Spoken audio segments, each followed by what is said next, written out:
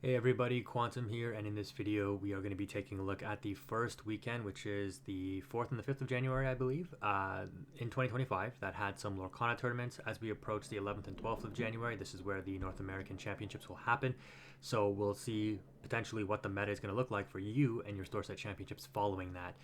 The last thing that we looked at in the previous video was this tournament, the Lore Keeper Showdown, where Ruby Sapphire with 62 cards took the event, and I talked about this in my Ruby Sapphire deep dive a couple of weeks ago, as I'm making this video, about Dime being cut around the deck, focusing more around Pirate's Life as the non-questing source of lore, because it's a way for basically Ruby decks to combat the aggro decks, which the main thread of the format, I think, right now is definitely Amber Steel, and there are a lot of other, aggro-esque or mid-range-esque decks that can give any deck trouble, right? It's why it's a diverse meta. You got Purple Steel, you've got Emerald, Amethyst still, Ruby Amethyst, etc. All these decks floating around, and just having the ability to claw back lore is very, very beneficial.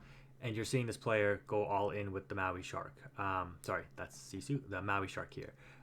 With the three Pirate's Life, there's a lot of chance of you seeing the Pirate's Life and then being able to recur it with the Maui Half Shark, especially with the Vitalis Spheres, right? Being able to play the Maui Shark and use the Vitalis Sphere in the same turn to proc the recur of an item, or not item, of an action. So with that being said, there's been a couple of other big tournaments that we're going to take a look at here, and we'll see if this philosophy of red blue has translated over. The 1K, the only deck we have published is Noimnot's winning list, so congratulations to him. And I recently did a deep dive on Ruby Amethyst, where I did talk about the reintroduction of the 1-3s, and I'm glad Noimnot here has agreed and has put this in his list. Only two. I was running, I think, 3 in mine, and I opted to change out the Brooms for the Diablos, but I think Broom or Diablo, either one is good. Depends on your meta, your local meta, what you're seeing. I cut the Flins entirely, but I do know that a lot of people, pretty much every Ruby Amethyst list is still on them. I was trying out the Mim Tiny Adversary, which I think works better into aggro. But the Flynn Rider, from my experience, really only is that beneficial in the Ruby Sapphire matchup. Maybe I'm just being a pessimist, because I'm like, anytime I go up against Steel, like I remember I played an Amber Steel player, and all 3 games they had Cindy Storm on 1, right? I wasn't playing Flynn in that match, and I ended up winning that matchup 2-1 on the draw, by the way. But if I was playing Flynn, I definitely would have lost, right? Because my turn 1 might have gotten cooked, and then if my only turn 2 play was Flynn, because I can't play Mim Snake, if my 1 draw gets outed, then I'm just that far behind against Amber Steel aggro, and I just lose. So for me, the Mim Tiny Adversary being an X or 0 and 3 is a little bit more beneficial for that. Yes, you have a little bit of a weaker matchup into Ruby Sapphire, but you have a good matchup overall into that deck. But pretty standard from there. The introduction of Crab as well. I've talked about this. I opted to cut the Sisu Flynn entirely from my list and go all in on Crab, and that has been working out decently well for me. But this spread makes sense. The Crab with the Olaf being able to put it to a 4-3 run over Daisy Duck is an important interaction, right? You get that benefit with the Magic Broom as well. The Merlin Crab with the Diablo that I was running, it makes it a 3-1. Which has limited use, right? Because you don't run over Daisy Duck, so that could be a reason why you want Broom and the 1-3 instead. But what I found is, like, even Diablo just using it to crash into like Lawrence's and Pluto's or whatever, to just take the strength boost off of them is very beneficial. Or just using it as like a not combo piece, but like a challenging piece to like put multiple characters into a high willpower opposing character is beneficial as well. Genie, I think, is in a weird spot. And when Genie first came out, I commented on how, yes, it's a good card, but I think it really is overhyped. And I do think the staying power of Rabbit is probably long term more powerful. And I think you will see that over time. So I said that a long time ago, and a lot of people were like, oh, 4 genies and no rabbits, or 1 rabbit, 2 rabbits. But look at you're seeing the spread change. And the reason is because if you've been testing, you know that yes, Genie is a very powerful card, without a doubt. But when you're in an aggro matchup, dropping Genie on 4 doesn't do anything for you, right? When your opponent has 3 other characters on board that are questing for 6, and you go turn 4 interaction is Genie, that doesn't do anything for you, right? You're behind, you're going to be behind, and the Genie doesn't progress anything for you. In certain matchups, it is strong, and it's needed for the opposing Genies to a certain extent. But against like red blue, they're just going to ice block Sisu it. They're just going to brawl it. Your Genie's likely not surviving. When I was playing red blue, I don't think anybody that I played who was playing Genie ever got a quest off with a Genie on me, like ever. Like I've always just dealt with it as soon as it came down. Like I always had the answer. So it's a good card, and I think it will be played. But I think there is a case to say that you can experiment with lists that do not run Genie. It would be a very interesting meta call. So we'll see what happens. But you heard it here first if that does happen. The rest of the list looks pretty good as usual, right? We wouldn't expect anything else from Noimnot. Kind of the forefront. I say the best Ruby Amethyst player, but that's just based on what I've seen. I'm sure there are other really good RA players out there, but no surprise that he took down the 1K there. So yeah, I mean, Ruby Amethyst is in a very interesting spot. I don't think it's the strongest deck. I think it's still a very good deck, and I think a very good pilot can win any matchup with it. That being said, I do think it suffers into the Amber Steel matchups, especially when it's on the draw. The game company's 1K, or game and company, and speaking of which, Amber Steel fast. So this is just a straight aggro list taking down this event, which is very interesting. No mine, right? It's basically the mine deck just without the mine. No happy. Instead of happy, you got Mickey Mouse. You're still running the docks. So is this better? That is interesting. I think that a deck like this would be better into red blue because the mine and the happy, I don't want to say is more easily outable, but like the fact that mine gets instantly checked by so many things in red blue, you know, having the readied character demands that red blue have the removal, versus against the mine, it's like, well, I can just throw my stuff into it, my characters into it. And then you're moving stuff to the mine usually doesn't do that much against the red blue characters. So, you know, the mine is really good for the mid-range decks, but if you just can outspeed them anyways, like outspeed the mid-range, outspeed the red blue, a deck like this is probably easier and better, right? I've talked about the power of Sven before, and you're seeing this card pop up more and more. This card is a problem. This card is very, very good. Yeah, one Gontu. I remember somebody dropped this on me in a best. I still won the match, but somebody dropped Gontu on me in like game 2 when I was on the draw, and they had like Gontu and like a Lawrence, and I was just like, I literally couldn't do anything. I was like, this is so, I don't want to say dumb, but I'm like, this game needs, like, you shouldn't just be able to top deck and throw down your card and just be like pass and then just turn stuff sideways. Like, there should be more interaction in this game, so I really hope they solve this aggro format moving into the next set, but we'll see. But yeah, I mean, these aggro decks, they are a problem. They are very fast. The Daisy Duck, and I think a lot of this is facilitated by the fact that Daisy Duck is what it is. Like, this card being basically unanswerable until turn 3 is a problem. I don't know. Yeah, basically getting 4 lore in for free and then developing other threats along the way. And what's scary is, like, if as an Amber Steel aggro player, you go, or your opponent goes Daisy Duck, and then can develop 2 more 1-drops on the following turn, like Cindy and Mickey Mouse, and then by the time you have the answer on turn 3, I mean, assuming that you get like the turn 3 interaction to actually interact on the turn 3 and not just set up the turn 3 for the turn 4 interaction, because at that point you probably just lose the game. But they can go like Sing Strength, Sing Storm, and just out your answer on 3, and then just continue aggroing, right? So like, it's like this line of play here, like being able to protect your early game because of these songs being so accessible via the Cindy. And I've talked about this before. I've said, like, Cindy, I don't want to say it's like Black Lotus, but you're able to play a 3-cost card with a 1-cost item. I mean, I know Black Lotus was 0, and it gives you 3 mana of any color, but like, this is a reoccurring thing. Like, you can just keep doing this. And if we get even more Steel songs, like, or Amber songs, like, Cindy is a powerful card. Yeah, it's probably one of the best 1-drops in the game, and then Daisy Duck in the vacuum that we're in right now also being very powerful. This Mickey Mouse is also extremely good, and I think is being flown under the radar. I haven't tested it directly, but I've been building decks with Purple Steel with this card in there, instead of going just to all the purple 1-drops, simply because, again, this is a card that survives the the interaction, the Cindy Storm interaction, survives the fire of the cannons, etc. Right? The Mickey Mouse, especially in Purple Steel, being able to boost it up with crabs or Mim Tiny Adversary if you want to try that out. Making this thing a 4/2 with resist 1 is pretty strong. So yeah, this card I think is very under the radar right now. 3 Calhouns, 4 Docks, 4 Lilos. Wow, yeah. 4 Smees, 4 Piglets.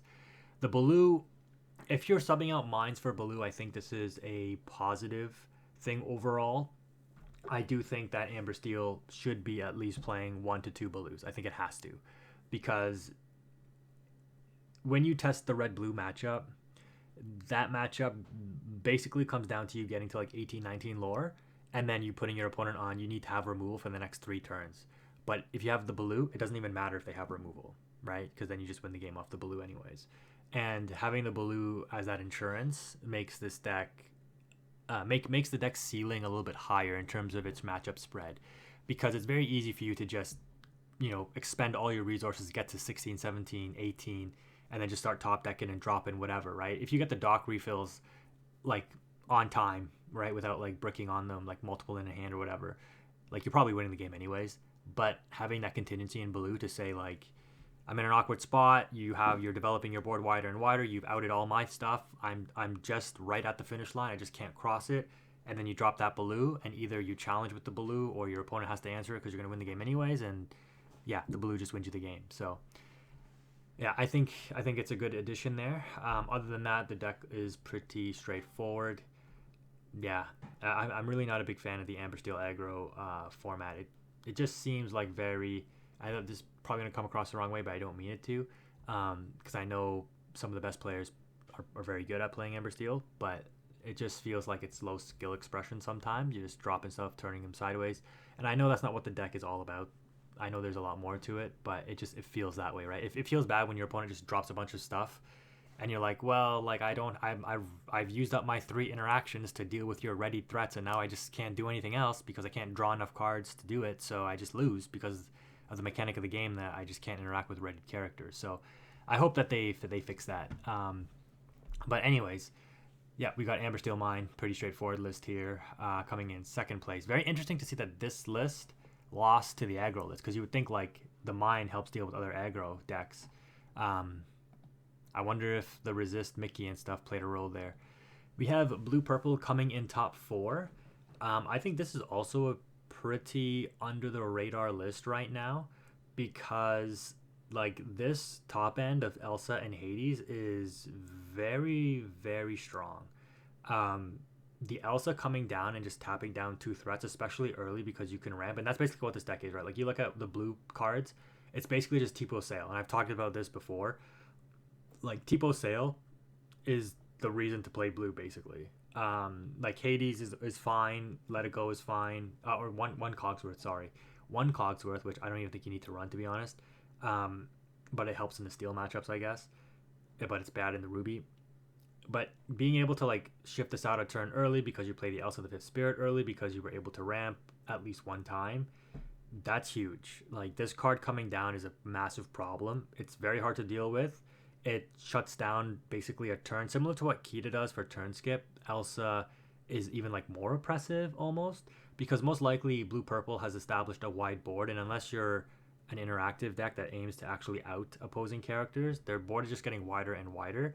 And when you drop this Elsa, you tap down their threats, you clear them out, and then you have total board control, right? Into the Ruby decks, I do see that this does suffer, right? So into Red Blue, I imagine that this is a pretty tough matchup, but aside from that, like it seems to be pretty good. Triple Ruby Amethyst in, well, I guess top 8, top 4. And the lists are probably going to be pretty, these are like, is this accurate? Are these all just like Noimnot's list? Literally the exact same?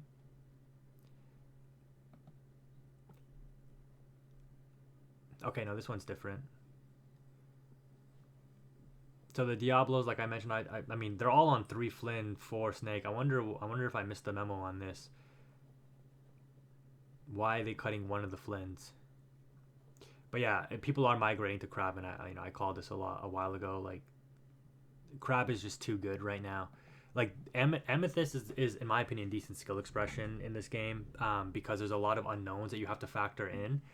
I like this. I like the one of Elsa. I've tried this and it didn't work for me, but I think I might go back to trying it. They're on 4 and 4, 4 and 4 here. So yeah, this one's pretty standard. 4 and 2 instead of 3 and 3, or 4 and 3. Yeah, Genie, man, I don't know. Genie just seems to be like a liability sometimes. And the last thing we'll take a look at before we move on from this tournament is, wow, a very interesting. Oh, 3, the Hercules Bodyguard. Emerald Steel, 1 Under the Sea. Wow, seems kind of out there. I like it though. It's something different. So very, very nice. A lot of, I mean, you can respect it. A lot of diversity. I mean, once people know what the best decks are, like, they're going to gravitate towards it. We don't have the winner for this. No, I'm not probably played the same deck. On the Felicia as a 2 of. I mean, being a 3-1 though, like, it still doesn't run over Daisy Duck. And it still gets out of by Cindy Storm. But interesting list here. 4 develops. The Hideaway. I don't know if you need to play Hideaway and because, you know, the Amethyst locations aren't really being played. But if they are, then I think, yeah, you want to play the Hideaway. 4 Shark and 2 Pirate's Life. So yeah, once again, no Lucky Dime. Like I was calling it, man. It's just a feeling, you know. You just feel like it's just too slow. Once you test and you see these things, you're just like, yeah, it's just too slow. This was the tournament that I think Spessy ended up streaming, so big ups to Spessy for doing that for the community. That's awesome, and I think he also showcased a number of like junior matches. I didn't really see the stream in full. I did see the finals though, which was a crazy finals. I think the red blue player, if I remember, took it in 2, which was crazy because the amber steel player literally like was running away with both games. But I think they missed like a 1-drop on one of the games. But the red blue player just had like removal after removal after removal. It was really, really funny here. But yeah, interesting list. 1 of Queen and 1 of Rhea. I'm not really a fan of these 1-ofs. Like, what is this 1-of really doing for you? You're hoping to see it in the early game. I imagine it's pretty bad in the late game, like unless you're against aggro, it can actually have some utility. The Rhea as a 1-of, I mean, as a character, sure. Instead of Shield of Virtue, like, you get the ability to ready for free, but it is a character, so it's a little bit more susceptible, right? Like, it can get strength in the aggro matchups. Only 2 Shark and 1 Pirate's Life. I think they did end up seeing the Pirate's Life to win the game, though, to be fair. So that was very interesting. Yeah, congrats to this player for winning it. I think I am much more of a control fan than I am of an aggro fan, so I probably am a little biased. But yeah, they beat Amber Steel in the finals. Pretty straightforward list. A 1 of Mr. Arrow with the resist 1. That's kind of interesting there. 2 Sven. And I think I remember in game 2 when the red blue player eventually went wide enough with like the Sisus and everything, and this player was at 19. They just needed 1 character to stick. They ended up getting like a mine. I think it got instantly outed or something. Maybe I'm remembering that wrong, but I do remember when the Amber Steel players scooped it up, they were like, yeah, I have no non-questing source of lore. This is why I was talking about Baloo being so important. So like, they can't top deck anything to win once the red blue player revealed their final removal piece for their like final readied character. They're like, yeah, there's nothing I can top deck that can win me the game, so you just quest for game next turn. So they just scoop. They didn't even look at their top deck, which, you know, is fine because they know their deck, but like, that's crazy, right? I mean, at that point, even if they top deck Baloo, it wouldn't even have mattered because they would need to have played the Baloo and get it removed in order to win the game. We got another red blue in top 4, 2 Queen of Hearts here. So again, this is more tech. Again, the only reason I'm saying this, guys, I'm not saying that I necessarily invented this, but like, I explained why these things are being played now. So yeah, Queen of Hearts, you're like, why is this being put into red blue now? Just, if you go and watch my red blue deep dive, you'll see 3 Pirates Life and 3 Maui Shark. I play 2 Pirates Life, but I maybe liking 3. I might have to go to 3 and test that out. 4 How Far I'll Go, which is wild. Yeah, they're just all up on the let me just ramp to get to the Pirates Life Maui Shark is what I'm assuming. No Lucky Dime again. Yeah, Lucky Dime is just totally cut from the list.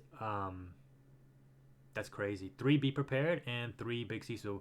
Yeah, this is interesting. I think I might go back to 3 be prepared as well. I mean, the 2 has been working fine for me, but like I just like having the insurance of 3, because when you go up against the Amethyst matchups, this is the other thing you have to think about. Like, Sisu is way worse into the Amethyst matchups because of Fox, Goat, White Rose, things like that. Mr. Smee, Pete's, Lawrence's, etc. Like, Sisu doesn't hit any of that. You need like ice blocks. You need multiple ice blocks. This player not on any, by the way. That's how they have the space for all this stuff. They're going straight up on either I see Popsicle or I don't. And I'm just going. This is like red. This is red blue, Pirates Life Maui Shark. That's basically what this is in my mind. But yeah, congrats on the top 4. That's big brain. Nice deck name. Yeah, people think you're going for traditional red blue stuff, and you're like, no, I'm going for Pirates Life Cycle. We got Amber Steel Song here, also in top 4. Very interesting. Yep, this is basically Markot's list, I think, right? The 4-4-2, 4-4-2. Well, I think Markot was on 4 Ursula and maybe like 1 or 2 Lilos. Okay, they were not on Gaston, but Gaston is a very good option as well. Dodges Brawl, which is really important. Lawrence is Pete. Yeah, I think you'd want to play 4 Pete, though. 4 Rapunzel, 4 Robin Hood. And yeah, man, this Ariel, I've talked about this before. This Ariel is a problem. People who have not played against this or tested this, if they're an Amber Steel Song player, this card is crazy right now. Yeah, it's pretty good. It's pretty good. You pay 2 to deal 3 damage, right? So it just deals with everything. Not everything, but like this in combination with whatever else you have will deal 3 damage to a genie and then finish it with a storm. Like, it's just like, it's crazy. Yeah, 2 Cinderella also, I like that. I was playing 2 and 2 in mine. I don't like the 1 Cinderella. I think having 2 is nice. Like, if you drop this into the Amber Steel Mirror, this card just like goes to town, because with the songs you play, you can challenge the ready stuff. It's pretty good. But you mostly just quest with it and race them, because it's such a powerful deck, or powerful card.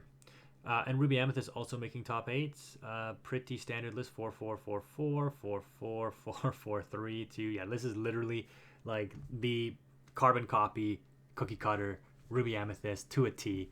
Not saying that you need to innovate on it. It shows how strong the deck is. A person was able to get top 8 with it, so really, really good stuff there. Maybe I should split the rest of this up, because this video is probably getting kind of long. So we'll end it there on the Swedish tournament, and then stay tuned for part 2 if you want to see the rest of these US tournaments and the one German tournament. Again, if you made it this far in the video, thank you for watching. Quantum is out.